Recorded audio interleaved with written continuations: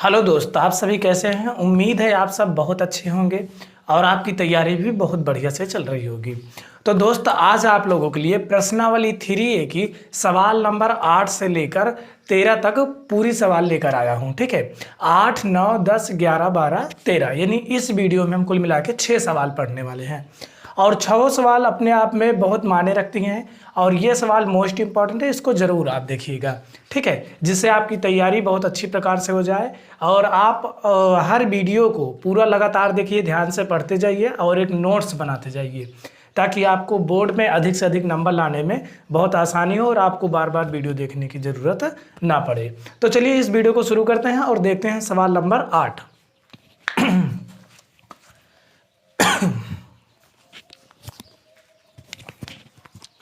देखिए दोस्त, यहाँ पर सवाल नंबर 8 क्या लिखी गई कि एक आयताकार बाग जिसकी लंबाई चौड़ाई से 4 मीटर अधिक है का अर्ध परिमाप 36 मीटर है, तो बाग की भीमाई ज्ञात कीजिए।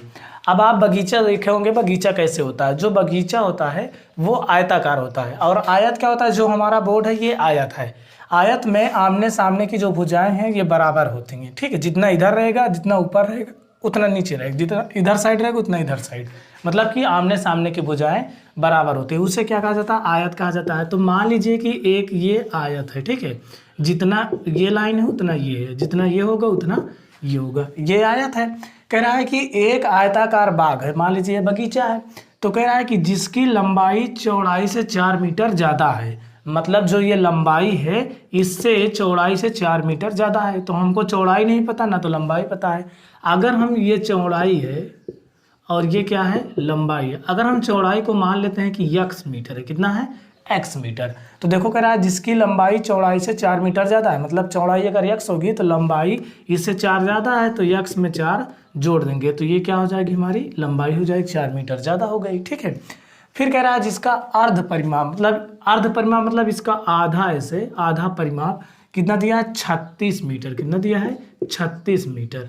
तो कह रहा है कि बताइए भीमाएं, बाग की भीमाएं। भीमाएं मतलब क्या होता है, लंबाई और चौड़ाई हमको बताना है कि ये लंबाई और चौड़ाई कितनी है। तो यहाँ पर देखिए आयत का जो परिमाप होता है उसका फार्मूला क्या होता है, आयत का परिमाप, आयत का परिमाप का फार्मूला होता है 2 गुणे लंबाई प्लस चौड़ाई, 2 गुणे लंबाई प्लस चौड़ाई, कोष्टक मतलब गुणा होता है। तो यहाँ हमको अर्ध परिमाप दिया है। ठीक है, तो परिमाप की जगह पे हम 36 रख दे रहे हैं, अर्ध परिमाप कहा है तो उसके लिए हम बता रहे हैं क्या करना है।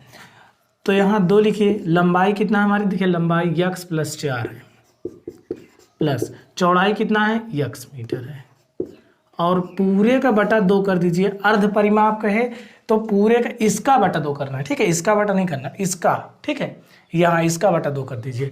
अब ये 2 से 2 कैंसिल हो जाएगा, यहाँ 36 बचा। यहाँ पर देखो x + x कितना हो जाएगा, 2x + 4। ठीक है, +4, इस 4 को इधर लाइए, क्या हो जाएगा, 36 - 4 बराबर क्या हो जाएगा, 2x, और 36 में 4 घटाएंगे कितना बचेगा, 32 बराबर क्या हो गया, 2x। ये कट जाएगा, 2 × 9 = 2, 2 × 12, यानी x बराबर क्या हो गया, 16 हो गया। x बराबर क्या हो गया, 16 हो गया। ठीक है, तो इससे हमारा क्या पता चल गया कि चौड़ाई जो है वो 16 मीटर हो गई। क्या हो गई, 16 मीटर चौड़ाई हो गई। और लंबाई कितना होगी, देखो यहाँ पर 16 + 4 कर देंगे तो 16 × 4 क्या हो जाएगा, 20 मीटर। तो बस हमको यही बताना था। तो यहाँ पर लिख देंगे कि भीमाएं 16, 20 मीटर है। ठीक है, या फिर आप लिख सकते हो कि आयत की लंबाई 20 मीटर और चौड़ाई 16 मीटर है। ठीक है, यही आपका आंसर है। सवाल नंबर 9 देखते हैं, उसमें ग्राफ खींचना है, मोस्ट इंपॉर्टेंट, ध्यान दीजिएगा। देखिए दोस्तों, सवाल नंबर 9, इसमें करना क्या है आपको, कह रहा है कि एक रैखिक समीकरण 2x + 3y - 8 = 0 दी गई है। ठीक है, 2 चरों में एक ऐसी और रैखिक समीकरण लिखिए ताकि युग्म का ज्यामिति निरूपण जैसा प्रतिच्छेद रेखाएं करती हैं, दूसरा समांतर रेखाएं, तीसरा क्या है, समपाती रेखाएं। तो ध्यान से समझिएगा, इसमें कह रहा है कि ऐसा समीकरण बनाइए जो प्रतिच्छेद करती हो, अपने हिसाब से कोई समीकरण बनाइए, फिर समांतर, फिर समपाती। तो इसके लिए हम प्रश्नावली 3A के सबसे पहले वीडियो में समझे थे, सेकेंड पार्ट में, कि प्रतिच्छेद क्या होती है, अगर a1/a2 does not equal b1/b2 रहेगा तो रेखाएं प्रतिच्छेद होंगी, और अगर a1/b2 equal b1/b2 does not equal c1/c2 होगा तो समांतर और असंगत होगी, और अगर तीनों बराबर है तो संपाती या संगत होंगी। ठीक है, तो इसमें क्या करना है हमको, प्रतिच्छेद रेखाएं करने के लिए सबसे पहले इस समीकरण को हम लिख लेंगे यहाँ। ठीक है, फर्स्ट के लिए क्या लिखेंगे, 2x + 3y - 8 इक्वल क्या हो गया, 0 हो गया। ठीक है, अब इसमें अगर आप तुलना करेंगे तो a1 बराबर 2 निकलेगा, और b1 बराबर 3 होगा, और c1 बराबर -8 होगा। ठीक है, c1 बराबर -8 होगा। अब आपको अपने से कोई ऐसी समीकरण लेना है, कुछ भी आप लीजिए, कुछ भी आप लीजिए जो ऐसा करे कि a1/a2 करे और b1/b2 करे, दोनों बराबर ना हो, ताकि प्रतिच्छेद समीकरण बन जाए। तो हम अगर a2 मान लेते हैं 3 तो देखो बराबर तो नहीं होगा, और b2 मान लेते हैं 2 और c2 मान लेते हैं -7। अपने हिसाब से कुछ भी आप मान सकते हो, कुछ भी। तो यहाँ पर जब हम इसको देखिए, प्रतिच्छेद के लिए ये हमारा समीकरण है, अभी तुरंत समझ में आ जाएगा क्यों ऐसा हो रहा है। देखिए a2 b2 c2 कुछ भी मान लीजिए, लेकिन जो सेम चीज़ है इस तरह मत मानना, इससे थोड़ा अलग कर दीजिए। तो अगर हम a1/a2 करें, फिर b1/b2 करें, तो देखो क्या होता है, a1/a2 2/3 हो गया, b1/b2 के तो देखो 3/2 हो गया, 3/2 हो गया, दोनों बराबर हैं, डज नॉट इक्वल। जब ये दोनों बराबर नहीं होंगे, और c1/c2 से हमको कोई मतलब ही नहीं है, -8/-7, ये माइनस माइनस कट गया, तो ये भी डज नॉट इक्वल है 8/7, यानी इसको भी हम कर सकते हैं कि ये भी बराबर नहीं है। तो देखिए इससे क्या हमारा बना कि यानी हम a2 अगर 3 लिए, b2 2 लिए और c2 -7 लिए, तो हमारा देखो मेन हमको किससे मतलब है, इससे मतलब है कि a1/a2 does not equal b1/b2 करना है, ताकि जो रेखाएं बनेगी वो प्रतिच्छेद बनेगी। तो यहाँ से हमारा समीकरण क्या होगा, यहाँ a2 क्या माने 3, तो 3x कर दीजिए, प्लस b2 क्या माने हो 2, तो 2y कर दीजिए, और देखो c2 -7 माने हो तो -7 बराबर क्या कर देंगे 0। तो ये हमारा प्रतिच्छेद रेखा का समीकरण निकल जाएगा। प्रतिच्छेद रेखा का समीकरण क्या हो गया, 3x + 2y - 7 बराबर 0। आप कुछ भी इसको कर सकते हो, 5x 7y - 8 कुछ भी कर सकते हो, बस इतना आपको बनाना है कि ये b1/b2 के बराबर ना हो। तो अब आप समझ गए होंगे कि कैसे हुआ है। अगर नहीं समझे हैं तो बस इसको देखिए, समांतर के लिए हमको क्या करना पड़ेगा, जैसे मान लीजिए समांतर के लिए समीकरण तो हमारा यही है, a1 b1 ये लिखा है मेन। ठीक है, इसको हम हाईलाइटेड कर दे रहे हैं, a1 और b1 c1 c1। ठीक है, तो हम यहाँ से कुछ भी मान लेते हैं, हमको ऐसा करना है कि b1/b2 बराबर हो जाए। तो जब b1/b2 बराबर करने के लिए हम क्या करेंगे, जो a1 2 है तो हम a2 भी 2 मान लेंगे, और b2 भी 2 मान, b2 3 है तो 3 मान लेंगे, ताकि कट जाए तो बराबर हो जाए। या कुछ और मान सकते हो, ऐसी संख्या मानो कि a1/a2 और b1/b2 बराबर होने चाहिए, और c1/c2 बराबर नहीं होने चाहिए। तो c2 हम मान लेते हैं कि मान लीजिए c2 है 6। ठीक है, कुछ भी आप मान सकते हो, कुछ भी। तो यहाँ जब हम a1/a2 करेंगे, फिर b1/b2 करेंगे, c1/c2 करेंगे, तो a1/a2, a1 कितना है 2, a2 कितना है 2, b1 कितना है 3, b2 कितना है 3, और c1 कितना -8, c2 कितना -6। तो देखो यहाँ पर देखो a1/a2 b1/b2 दोनों बराबर होंगे, 1 1 कटने पर 1 बराबर 1, और बराबर ये दोनों तो बराबर नहीं होंगे, 2 चौक 8 2 3 6, 4/3। मतलब कि ये दोनों a1/a2 और b1/b2 दोनों बराबर हो गए, तो हमारी रेखा क्या होगी, समांतर होगी। हमको यही करना है। तो यहाँ पर हमने जो माना है इसको, इसी से हम समीकरण बना लेंगे। क्या बनाएंगे, देखो 2x फिर प्लस 3y - 6 बराबर क्या हो गया, 0 हो गया। ये हमारा आ गया समांतर रेखाएं के लिए। किसके आ गया, समांतर। अब आप समझ गए होंगे, 100% समझ गए होंगे। संपाती क्या करना है, संपाती में हमको ऐसा करना है कि जैसे एक यहाँ तो एक यहाँ, तीनों बराबर हो जाए तो संपाती होंगी। तो इसके लिए भी हम कर लेते हैं थोड़ा इसको इरेज करके। ठीक है, देखिए दोस्त, अब हम संपाती के लिए क्या मानेंगे, हम मान लेते हैं a2 बराबर, आपको मानना है a2 बराबर, ऐसा कुछ मानिए कि तीनों बराबर रहने चाहिए। ठीक है, तो हम मान लेते हैं 4, और b2 बराबर मान लेते हैं 6, और c2 बराबर मान लेते हैं -16। देखो 2 दूनी 4, 3 दूनी 6, 8 दूनी 16, लगभग सभी बराबर ही होंगे। तो हम करके देख भी लेते हैं। A1/A2, B1/B2, C1/C2। तो A1/A2 देखो कितना, 2/4, 3/6, -8/-16। सभी को हम काटे तो 1/2 आएगा। 3 का नम 3 दूना 6 और माइनस माइनस कट गया, 8 दूनी 16। यानी तीनों बराबर हैं। A1/A2 बराबर B1/B2 बराबर C1/C2, सब बराबर हैं। तो जब बराबर हैं तो हमारा समीकरण संपाती के लिए निकालना है। तो यहाँ पर हम क्या माने 4, तो क्या हो जाएगा 4x, यहाँ पर क्या माने 6, तो 6y और -16 बराबर क्या हो गया 0 हो गया। कुछ भी आप मान सकते हैं, आप बिल्कुल इसके लिए संतुष्ट हैं। ये मत देखिए कि हमारा आंसर शीट में मिल रहा है कि नहीं मिल रहा है, रट्टू मत बनिए। आप कुछ भी मानिए, आपके हिसाब से ये होगा, चाहे आप जो बनाइए, ठीक, ये हमेशा सिद्ध रहेगा, सही है। तो हमारा जो तीनों समीकरण आया यही होगा तीनों समीकरण। किसके लिए, पहला प्रतिच्छेद बिंदु के लिए, फिर समांतर के लिए, फिर संपाती होने के लिए ये आ गया, ठीक है। यही आपका आंसर है, यही आपको समीकरण बनाना है, ठीक है। चिंता मत करिए, आपको बढ़िया समझ में आया होगा, उम्मीद है। अगर कोई दिक्कत होगा तो हमें बताइएगा, ठीक है। इसके बाद सवाल नंबर 10 देखते हैं, जो कि मोस्ट इंपॉर्टेंट है, और 11 भी बढ़िया सवाल हैं, क्योंकि 10, 11, 12, 13 यही 3 सवाल बचे हैं, 4। और इन्हीं सवालों में शंका है कि मोस्ट इंपॉर्टेंट सवाल 11 लग रहे हैं, क्योंकि उसकी संभावना है कि हो सकता है बोर्ड में आ जाए। तो चलिए देख लेते हैं पहले 10। देखिए दोस्तों, सवाल नंबर हम 10 पे पहुंच गए हैं। कह रहा है समीकरण x - y + 1 = 0 और 3x + 2y - 12 = 0 का ग्राफ खींचिए। x अक्ष पर इन रेखाओं से बने त्रिभुज के शीर्षों के निर्देशांक ज्ञात कीजिए और त्रिभुजाकार पटल को छायांकित कीजिए। तो देखिए हमको क्या करना है, सबसे पहले ग्राफ खींचने के लिए हमको बिंदु निकालना पड़ेगा। उसके बाद हम ग्राफ खींचेंगे तो उसमें एक त्रिभुज बनेगा और उस त्रिभुज के शीर्ष भी बताना है हमको और उसे छायांकित भी करना है, उसे दिखाना है कि त्रिभुज कहाँ बना है, ठीक है। तो ध्यान से समझिएगा। पहला समीकरण क्या है, देखिए x - y + 1 = 0 है। अब इसके लिए हमको ग्राफ निकालना है। तो यहाँ पर हम मान लेते हैं ग्राफ निकालने के लिए 1, 2, 3 बिंदु ऐसे। ये क्या है, x है, ये क्या है, y है। तो ये x बराबर, देखो ये y उधर जाएगा तो प्लस में हो जाएगा, 1 उधर जाएगा तो हो जाएगा माइनस में। तो यहाँ पर हम मान लेते हैं y बराबर 2, 3, 4 रखने पर, क्या 2, 3, 4 रखने पर। तो यहाँ पर देखो अगर हम 2 रखेंगे तो 2 - 1, 2 - 1 बराबर क्या हो जाएगा 1। और अगर हम 3 रखें y की जगह पे तो 3 - 1 बराबर क्या हो जाएगा 2। और अगर हम x बराबर 4 रखें तो 4 - 1 3 हो जाएगा, ठीक है।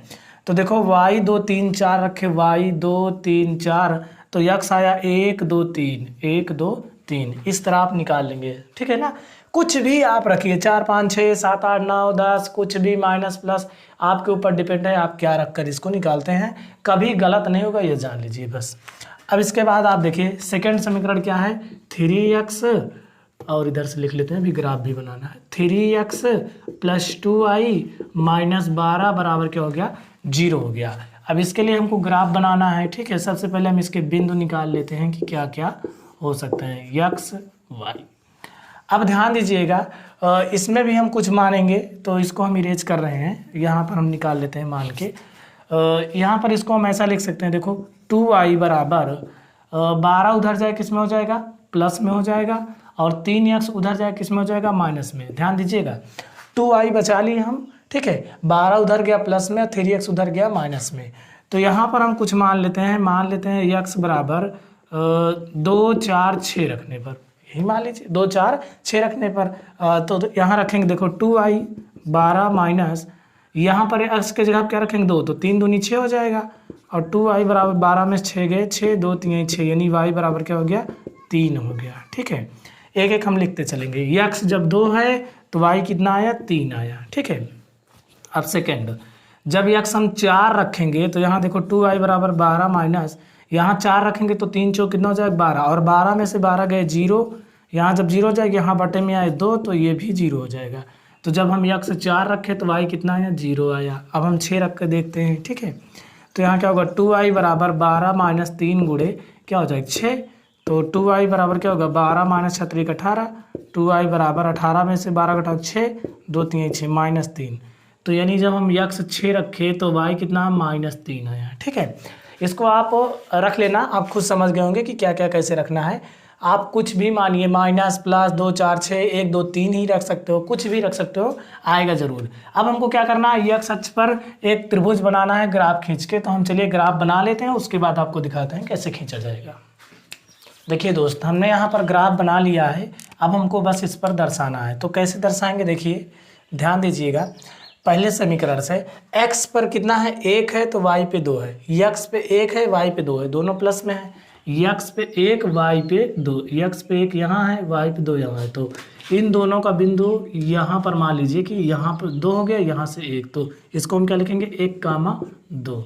ठीक है, अब इसके बाद x पे 2 है तो y पे कितना है 3 है, x पे 2 और y पे 3, मतलब कि इन दोनों का बिंदु यहाँ पर बन रहा है। देखो x पे 2 ये रहा और y पे 3, तो इसको हम कर सकते हैं 2,3। ठीक है, यहाँ पर है इसका मेन बिंदु। अब इसके बाद क्या है, देखो x पे 3 y पे 4, x पे 3 ये यहाँ और y पे 4 इसी के सामने, देखो ये 4 हो गया और ये लगभग 3 हो गया, ये तो 3,4 हो गया। ठीक है, अब यहाँ पर देखो ये बिंदु 1,2 हो गया, फिर ये बिंदु 2,3 हो गया, फिर ये बिंदु 3,4, ये लगभग कुछ दूर लग रहा है तो और इधर कर सकते हैं हम, लगभग सही है। अब क्या करेंगे, हम एक पटरी लेंगे, आराम से ऐसे यहाँ से एक लाइन ऐसे तीनों बिंदुओं को छुआते हुए ऐसे निकाल देंगे। ठीक है, ऐसे तीनों बिंदुओं को स्पर्श कराते हुए एक लाइन खींच देंगे। इसके बाद हमारा सेकंड काम क्या है, x पे 2 है y पे 3 है, तो देखो x पे 2 है और y पे क्या है 3, तो मतलब यही बिंदु मिल रहा है 2,3। ठीक है, फिर सेकंड क्या है, x पे 4 है y पे 0 है, x पे 4 ये है और y पे 0 ये है, तो यहीं पर होगा 4,0 लिख सकते हो इसको ऐसे। ठीक है, उसके बाद x पे क्या है 6 है, x पे क्या है 6 है, ये रहा, और y पे -3 है, तो y अक्ष ये है, नीचे देखो -3 ये मिल रहा है, ये लगभग इसका मेन पॉइंट यहाँ पर कर सकते हैं।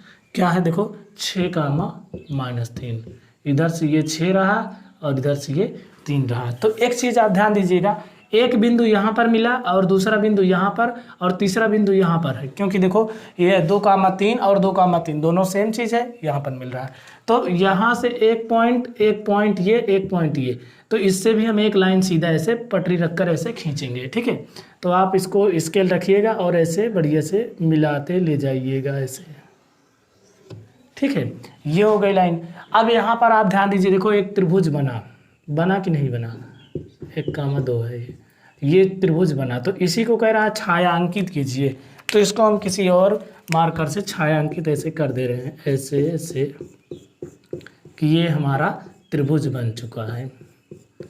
अब इसके निर्देशांक भी बताने हैं, कह रहा है इसके निर्देशांक बताइए। आप इसको a मान सकते हो, इसको b मान सकते हो यहाँ पर, और इसको क्या मान लोगे c।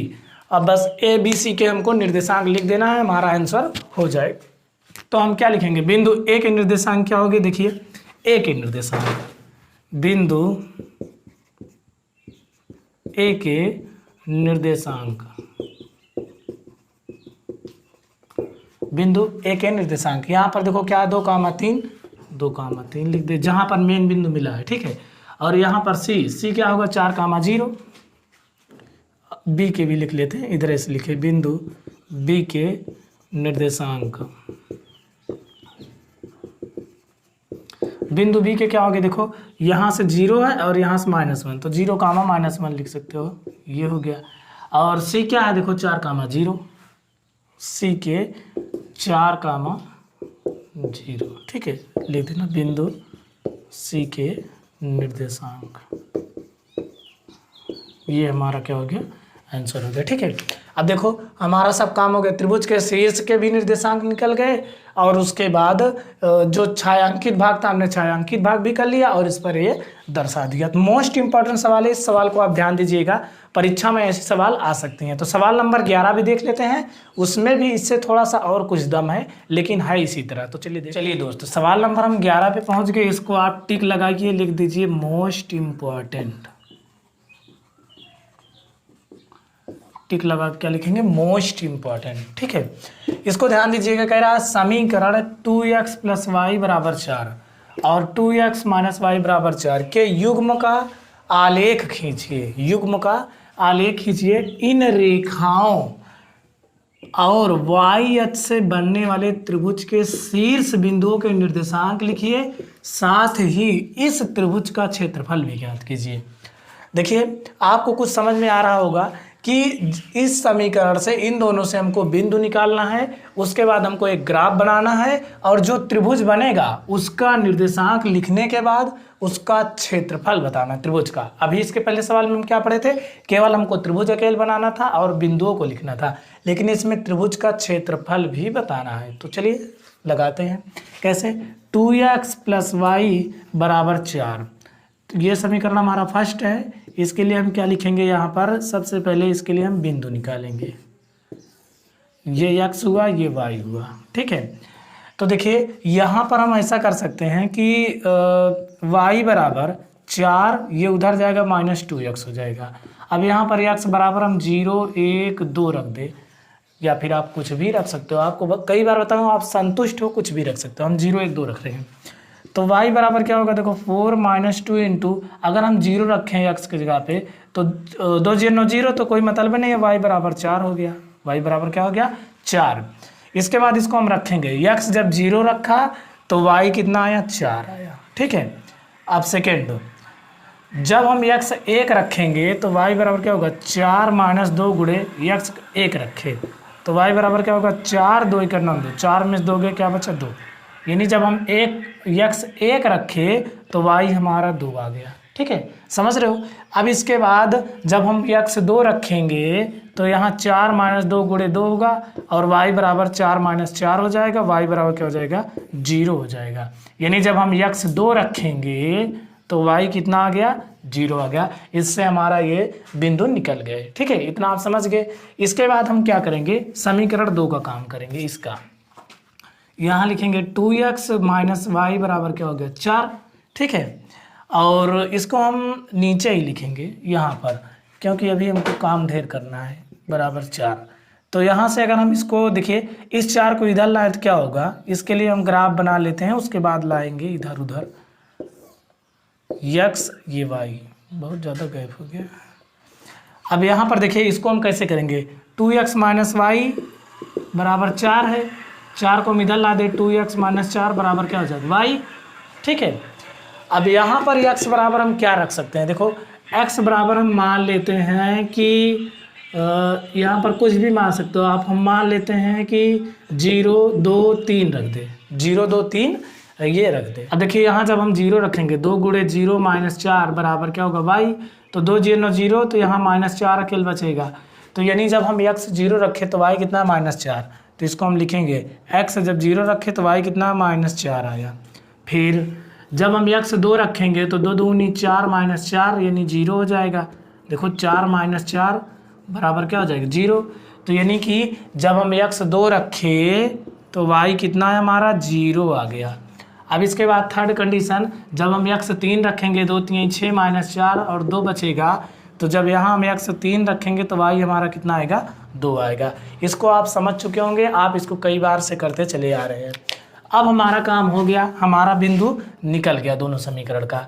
अब हमको क्या करना है, y अक्ष से बनने वाले त्रिभुज के बिंदुओं के निर्देशांक निकालना। तो उसके लिए हम ग्राफ बनाएंगे। ग्राफ अब हमारे साथ आप बनाइए, ये बन गया।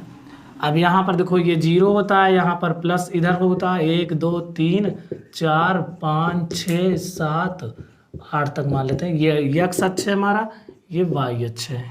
ठीक है, यहाँ पर क्या होता है, -1 -2 -3 -4 -5 -6 7। इधर भी माइनस होता है, -5 -6 -7 -8। इधर क्या होता है, +1 2 3 4 5 6 7 8। ठीक है, आप जितना ज़रूरत है, इसमें लगभग 4 से ज़्यादा कहीं है ही नहीं, तो बस 4 तक बना लीजिए, बहुत है।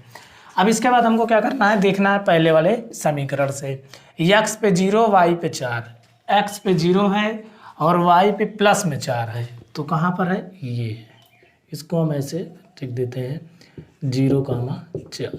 ठीक है, ये 4 है, इसी के सामने बिंदु लगा दिए। इसके बाद देखिए क्या है, x पे 1 है, y पे 2 है। x पे 1 ये है और y पे 2 ये है, मतलब यहाँ पर आ रहा है इसका 1,2। ठीक है, अब इसके बाद देखिए क्या हो रहा है कि कहाँ गया, x पे 2 है, y पे 0 है। x पे 2 है और y पे कितना है 0, तो मतलब यहाँ 2,0। तो देखिए ये लगभग पास में, और इसको कर लेते हैं यहीं पर कर देते हैं 0,4, क्योंकि हमारा पर ये तीनों बिंदु यहाँ पर एकदम पास में आ गया है, तो इसलिए यहाँ से हम एक लाइन इसको अब खींच देते हैं, तीनों लाइन को मिला के ऐसे। ठीक है, ये हो गया पहले की। अब दूसरा, इसको हम लिख सकते हैं कि 2x + y बराबर 4 से खींचा गया है ये रेखा से। अब देखो 2x - y बराबर 4, x पे 0 तो y पे -4, x पे 0 है तो y पे कितना, देखो -4 है, और y अक्ष ये है -4, तो 0,-4 मतलब यहाँ पर है, यहाँ पर। ठीक है, अब इसके बाद ध्यान दीजिए, x पे 2 y पे 0, x पे 2 और y पे कितना है 0, तो मतलब यहाँ पर ही होगा, तो यहाँ पर हम 2,0 लिखेंगे, यहीं पर हमारा बिंदु होगा। ठीक है, इसको अब ऐसे इरेज करते हैं। इसके बाद x पे 3 है, y पे 2 है, x पे 3 और y पे 2 वो भी प्लस में, तो मतलब कि 3 और y पे 2 यहाँ पर बन रहा है 3,2 यहाँ पर।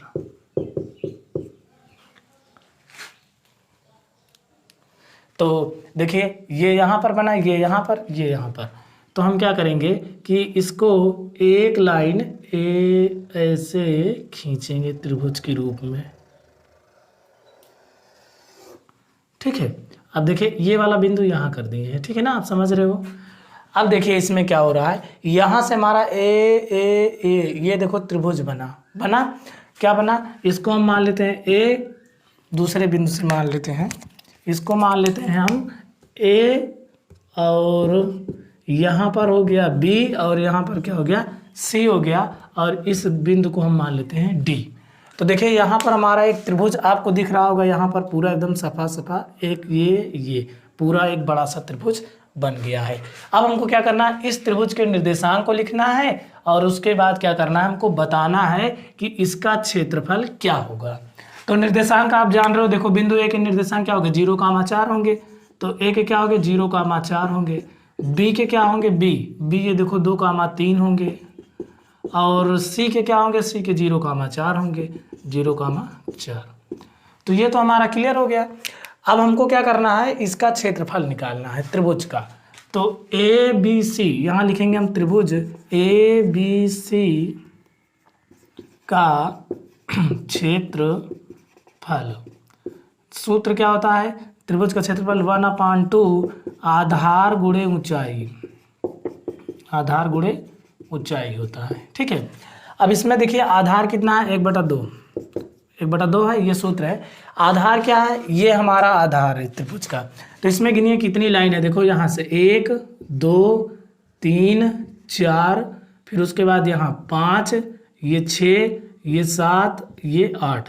देखो यहाँ 4 है, 0 से इधर 4 है, और 0 से इधर भी 4 है, तो टोटल कितना, 4 + 4 कितना हो गया, 8 हो गया। ध्यान दीजिएगा, यही यहाँ से 4 ये, यहाँ से 4 ये, 4 4 कितना हो गया 8, मतलब यहाँ से लेकर यहाँ तक पूरी हमारी जो लंबाई हुई ये 8 सेंटीमीटर की हुई। समझिएगा ध्यान से, यहाँ से यहाँ तक, जहाँ तक ये त्रिभुज बना है। ठीक है, तो कितना हुआ 8 हुआ। ऊंचाई देखो, ऊंचाई ध्यान से समझना, ऊंचाई यहाँ से यहाँ तक, केवल यहाँ पर बिंदु गया 2 तक, देखो 1 2, तो ऊंचाई कितनी हुई 2 हुई। बहुत ध्यान देना, ये हमारा आधार 8 हुआ, और ये ऊंचाई देखो इतना गई 2, तो 2 से 2 कट गया, क्या आया 8 सेंटीमीटर स्क्वायर।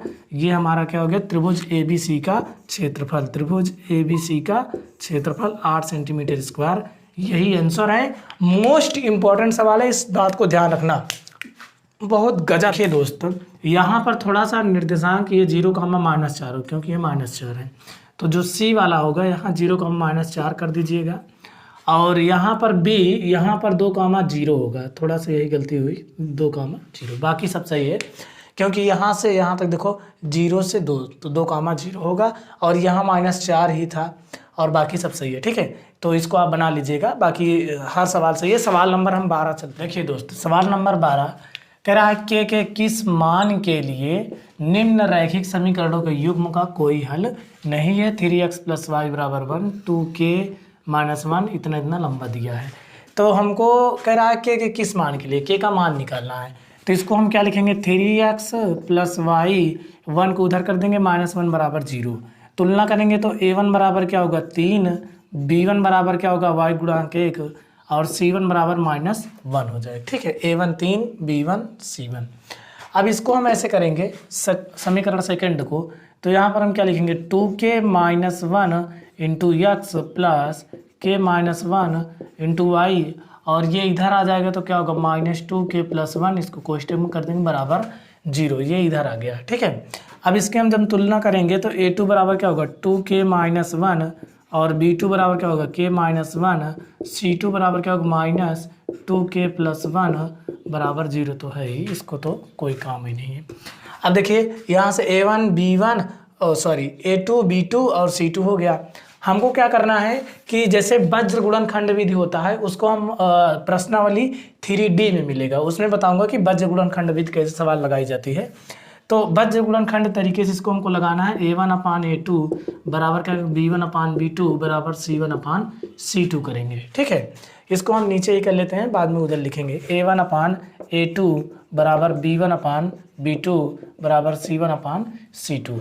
तो a1 कितना है 3, और a2 कितना है 2k - 1, b1 कितना है, b1 देखो b1 1 है, और b2 कितना है k - 1 है, c1 कितना है, c1 देखो -1 है, और c2 कितना है -2k + 1 है। ठीक है, अब यहाँ से जब कह रहा है कि के लिए कोई हल नहीं है, तो हम केवल a1/a2 बराबर b1/b2 लेंगे, बाकी c1/c2 को छोड़ देंगे। तो यहाँ पर देखो a1/a2 कितना है 3 क्या है 2k - 1 बराबर 1/k - 1।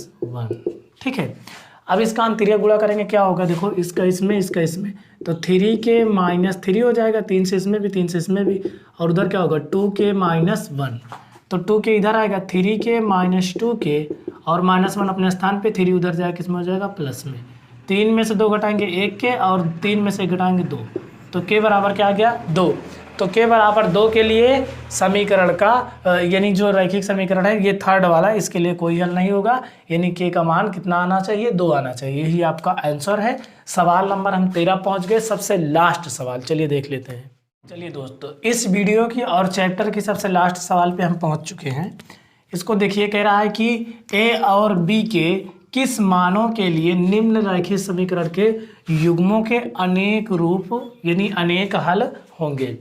तो इसको हम बस वही उसी तरह तुलना करेंगे, 2x + 3y - 7 बराबर क्या कर देंगे 0।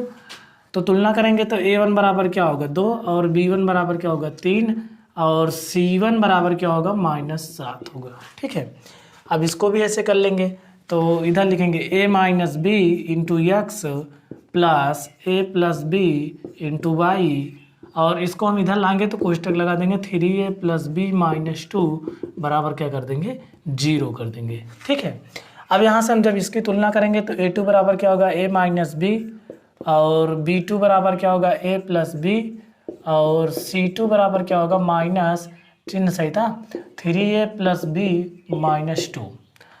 अब यहाँ से हमको इसको हल करना है वज्र गुणनखंड विधि से, बहुत जल्दी वो आने वाला है, चिंता मत करिएगा। देखिए यहाँ पर क्या होगा a1/a2 बराबर क्या होगा b1/b2 c1/c2। a1 कितना है देख बच्चा 2 है, और a2 कितना है a - b, b1 कितना b1 3 है, b2 कितना है a + b है, c1 कितना c1 - 7 है, c2 कितना है -3a + b - 2 है। तो यहाँ से हम क्या करेंगे, वज्र गुणनखंड का नियम है कि पहला और तीसरा लीजिए, सबसे पहला वाला और लास्ट वाला। तो इसको हम यहाँ लिखेंगे क्या लिखेंगे कि 2/a - b बराबर लास्ट वाला। Minus 7/-3a + b - 2। ठीक है, ये वाला माइनस से माइनस कैंसिल, इसका तिरिया गुणा करेंगे तो देखो इससे इसमें होगा तो 2 3 6 प्लस 2 का नाम 2b माइनस 2 2 4 होगा और इधर 7 का नाम 7a माइनस 7b होगा। ठीक है, तो ध्यान दीजिएगा, थोड़ा सवाल में दम है। तो 7a को इधर लाएंगे तो क्या होगा 6a minus 7a plus 2b और 7b इधर आएगा तो प्लस में हो जाएगा 7b, 4 को उधर भेज देंगे बराबर 4। तो यहाँ घटाएंगे तो क्या होगा माइनस a प्लस 7 2 कितना होगा 9b बराबर 4। समीकरण नंबर 1 बन गया। इसको ध्यान दीजिएगा, बहुत काम की चीज़ है। अब ये समीकरण नंबर हमारा फर्स्ट बन गया। अब हम क्या करेंगे, जो b1 b2 है और c1 c2 को लेंगे। ठीक है, इसको और अब इसको, तो क्या होगा 3/a + b बराबर -7/-3a + b - 2। ठीक है, अब ये माइनस माइनस कैंसिल हो गया, इसका इसमें गुणा करेंगे 3 3 करना हो जाए प्लस 3 का नाम 3b माइनस 3 दूनी 6 7a + 7b हो जाएगा। ठीक, 7 से इसमें भी 7 से इसमें भी। अब ये दोनों इधर लाइए तो क्या होगा 9a minus 7a plus 3b minus 7b और 6 उधर चला गया प्लस में हो गया। ठीक है, अब 9 में 7 घटाओ कितना बचेगा 2a और 7 में 3 घटाओ -4a बराबर क्या हो जाएगा 6। समीकरण नंबर 2 हो जाएगा। ठीक है, यहाँ से समीकरण नंबर 2 हो जाएगा। इसको आप चाहो तो और सरला कर सकते हो। 2 से देखो कट रहा है, 2 दूनी 4 2 दूनी 4 2 3 6, तो 2 से भाग करेंगे तो ये -2 बराबर 3। यहाँ मान लेते हैं ये हमारा समीकरण 2 हो गया। ठीक है, समीकरण नंबर 2। अब एक चीज़ आप ध्यान दीजिएगा कि इसमें हमको a और b का मान निकालना है। यहाँ b बचेगा, a और b का मान निकालना है। तो यहाँ पर देखिए a माइनस में है, एक इसमें है प्लस में, तो हम समीकरण 1 व 2 को क्या करेंगे जोड़ देंगे तो हमारा काम बन सकता है। तो यहाँ हम लिखेंगे, यहाँ देख लीजिएगा, समीकरण 1 व 2 को जोड़ने पर, समीकरण 1 व 2 को जोड़ने पर तो क्या होगा देखिए -a + 9b बराबर 4 हो गया और इसको क्या लिखेंगे a - 2b बराबर क्या हो गया 3 हो गया। तो जोड़ेंगे तो ये कट जाएगा, 9 में से 2 गए 7 और 4 3 कितना हो गया 7, 7 का नाम 7, तो b बराबर कितना आ गया 1 आ गया। b का मान निकल गया। अब b का मान हम चाहे समीकरण 1 में रखें चाहे 2 में रखें, हमारा a का मान तो आ ही जाएगा। चलिए हम 2 में पहले में रख देते हैं, b का मान 1 में रखने पर तो क्या होगा देखो -a + 9 गुणे b का मान कितना है 1 है बराबर क्या हो गया 4, -a + 9 का नाम 9 बराबर 4 -a 4, ये 9 उधर जाए किसमें जाए माइनस में और 9 में से 4 गए 5, माइनस माइनस कट गया, a बराबर क्या गया 5। तो हमारा a और b का मान निकल गया। कह रहा है a और b के किस मान के लिए, तो a का मान 5 और b का मान 1 है। यहाँ पर आपकी जो सवाल है प्रश्नावली 3A की पूरी सवाल समाप्त हो गई। अगर किसी भी क्वेश्चन में कहीं भी डाउट हो तो आप कमेंट कीजिएगा, मैं उसको ज़रूर बताऊंगा। उम्मीद है कि आपको कहीं भी कोई भी क्वेश्चन में प्रॉब्लम नहीं हुई होगी, बहुत बढ़िया समझ में आया होगा। अगर वीडियो पसंद आए तो चैनल को सब्सक्राइब कीजिए, वीडियो को लाइक कीजिए और ज़्यादा से ज़्यादा शेयर कीजिए ताकि अधिक से अधिक लोगों तक पहुँच पाए और उन लोगों को भी अच्छे से ये समझ में आए और अपनी पढ़ाई जारी रखें। तो वीडियो देखने के लिए बहुत बहुत धन्यवाद।